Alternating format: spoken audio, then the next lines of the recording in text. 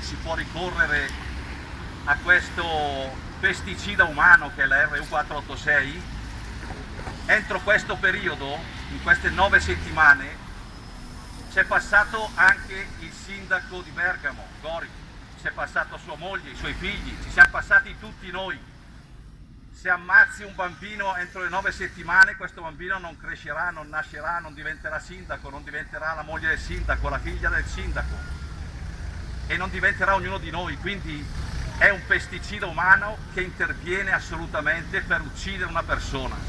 Inoltre, come è somministrato, addirittura va contro la legge 194, perché non tutela assolutamente la donna, la lascia sola in 2 o 3 giorni, che poi possono prolungarsi anche, se ci sono delle complicanze, per mesi.